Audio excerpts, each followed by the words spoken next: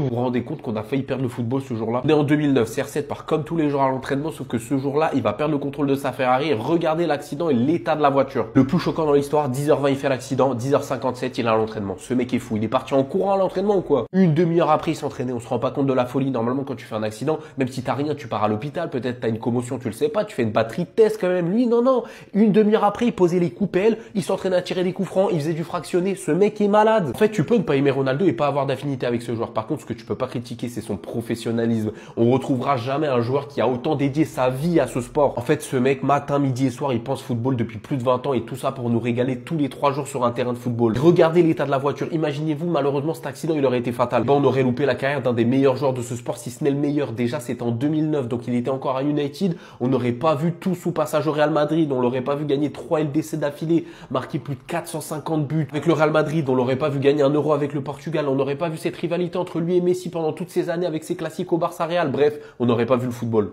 Premier match de merde pour ses 18 ans avec le FC Barcelone. Ils ne pourront plus se cacher derrière son âge et on pourra enfin le comparer au Kylian Mbappé de 2018. La comparaison n'avait pas forcément lieu d'être parce qu'il n'était pas majeur. Mais là, il n'y aura plus d'excuses et moi, je vous le dis directement. S'il flop sa saison, votre tête elle va tomber les gars, on va vous couper la tête. Vous avez fait le choix de tailler Nico Williams alors que lui aussi c'était un match amical. Voilà que votre petite pépite, il a fait du caca sur le terrain. Je tiens à rappeler qu'on nous a dit Lamine Yamal, il lave Kylian Mbappé à ses débuts. Faudrait pas que le numéro 10 il soit trop lourd pour lui et il se retrouve comme Ansu Fati. De toute façon, ce match lui remettra un peu les idées en place. Parce qu'après des vacances où on l'a énormément critiqué, des Barcelonais nous ont quand même confirmé que Lamine Yamal serait le meilleur joueur du monde. Aujourd'hui, le constat il est clair, la prestation n'a pas été bonne et il y en a certains qui pointent du doigt de la fatigue alors que ça fait 5 ans ils n'ont pas joué ou encore le rythme de jeu. Bellec le rythme de jeu, mais moi j'ai vu un Rashford très bon sur le terrain. J'ai vu les nouvelles recrues apporter quelque chose d'intéressant sur le terrain. Donc vous n'allez pas me dire les refs que Lamine Yamal, le talent pur, n'avait pas de rythme de jeu. C'est pour ça qu'il n'a pas passé le latéral du Vissel Kobe. On n'avait pas marre de critiquer Mbappé. En fait, j'ai capté le pressing d'Mbappé. Il s'arrête jamais. Kylian Mbappé aurait refusé d'être le porteur masqué de la fin des JO 2024. Le capitaine des Bleus voulait être le dernier porteur, mais la place avait déjà été attribuée à Teddy Riner. En fait, j'ai compris. Tout est de la faute à Mbappé dans ce pays. Les gilets jaunes, c'était de sa faute. La casse quand le PSG a gagné la Ligue des Champions, c'était de sa faute. L'inflation, c'est de sa faute. Le conflit Russie-Ukraine, c'est de sa faute aussi. Venez, on se met tous d'accord. Et les seules critiques maintenant qu'on fait sur Mbappé, c'est ses performances sur le terrain. Parce que là, à lui sortir des polémiques à tout va, on peut briser psychologiquement un homme. Surtout qu'Mbappé, il a répondu à ça. Et il a très bien répondu. Regardez, MDR, vous avez oublié de dire que je voulais aussi être le meneur de l'équipe de France de basket, je pense. J'étais juste au calme en vacances à l'autre bout du globe. Aucune raison d'être dernier porteur de la flamme vu que je n'ai aucune histoire avec les JO. Et c'est le cas. Ça, c'est très français. J'ai remarqué, on est en train de bousiller son image. Je sais pas pourquoi. La dernière fois, c'était l'histoire avec les flics, comme quoi il leur donnait de l'argent. Maintenant, c'est ça. En fait, on sait plus quoi inventer en France pour lui casser du sucre sur le dos. Moi, maintenant, je parlerai d'Mbappé en négatif que sur ses performances sur le terrain. J'ai hâte que la saison démarre pour pouvoir juste critiquer en bien ou en mal ce qu'il fait sur le terrain et pas les histoires de polémiques là qu'on entend à tout va depuis des semaines et des semaines. Ça fait des semaines, vous êtes en train de casser les couilles avec Vinicius, alors qu'on a laissé partir Cristiano Ronaldo mèche blonde à cause du salaire. Vous êtes choqués parce que Madrid pourrait vendre Vinicius en 2026, alors que le frérot il sort une saison de merde. Arrêtez de faire les fous, CR7 au moment où il quitte Madrid, il remporte 3 Ligue des Champions et il a porté le club. Malgré ça, monsieur Cristiano Ronaldo a quitté Madrid. Aujourd'hui, il y en a qui font les offusqués parce qu'on pourrait laisser partir Vinicius Junior. Le club refuse les demandes de Vinicius et lui a même demandé d'améliorer ses performances. Et là, encore une fois, vous n'êtes pas content alors que le gars, il n'a pas été bon. Si Madrid et Pérez ont eu l'audace de laisser partir Cristiano Ronaldo dans sa forme la plus accomplie, entre guillemets, comment vous pouvez faire les gars qui ne valident pas les choix du club parce qu'on veut laisser partir Vinicius? Mais j'ai aussi un peu le sentiment qu'il y a un problème par rapport à Mbappé dans cette histoire. C'est aussi parce qu'il y aura la présence de Kylian Mbappé suite au départ de Vinicius qu'il y a un problème selon moi. Un vrai fan de Madrid qui n'a pas commencé à supporter le club il y a 5 ans ne peut pas avoir un problème aussi gros que certains parce qu'il a vécu le départ de Cristiano Ronaldo en 2018. Les gars, c'est pour ça qu'on aime tous Samuel Eto'o. Tu vois, si Zlatan Ibrahimovic pour toi c'est le plus gros trash talker, bah Samuel Eto'o il est un cran au-dessus. Largement au-dessus. L'arrogance à l'état pur. Il a décidé de poster quelque chose sur Instagram.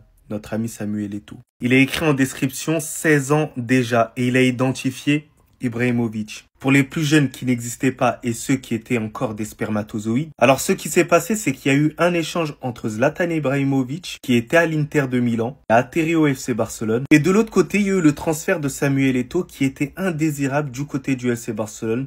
Il est parti à l'Inter de Milan. Donc l'histoire, elle a été peu glorieuse au final pour Zlatan Ibrahimovic, d'où le poste de Samuel Eto'o, le petit pic, hein.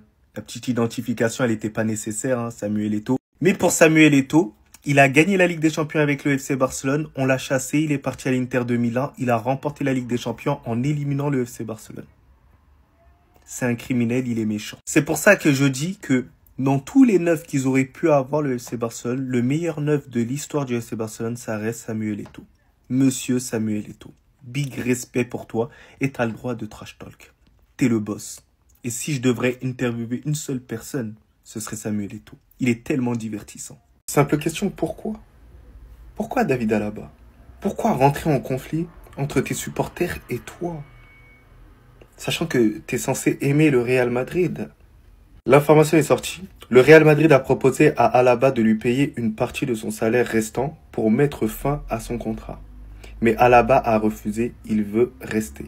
Alors il y a deux possibilités les gars. Soit Alaba, il pense que là il va s'imposer au sein du Real Madrid, ou soit il le fait pour les pépettes, pour l'argent. Et ça c'est complètement débile parce qu'il peut partir en Arabie Saoudite et avoir plus que ce qu'il touche au Real Madrid. Et même la première solution les gars, c'est moi qui vous le dis, je l'ai vu en réel, il est KO. Il en peut plus. C'est un gars qui a plus de 30 ans. C'est un gars qui s'est blessé pendant plusieurs mois, pendant plusieurs années. Oui, non. Pendant 1 an et demi, il s'est blessé. Et vous pensez vraiment qu'il va revenir à son plein potentiel? Les gars, il y a un moment donné, il faut arrêter. Le seul truc qu'il peut amener, c'est quand même des conseils à la jeunesse. Mais même ça, on a des joueurs qui sont en capacité de le faire. Donc honnêtement, il sert à rien au Real Madrid. Pour moi, on doit trouver une solution, un accord commun pour pouvoir le dégager au plus vite du club, avec tout le respect. On respecte tout ce qu'il a fait dans le club. Mais là, là-bas, frérot, il va falloir partir. Mais après, on peut pas lui en vouloir plus que ça parce que, contractuellement parlant, il a raison. Voilà, il a signé pour une date échéante. Et là, il respecte ce seulement. Voilà, faut respecter quand même.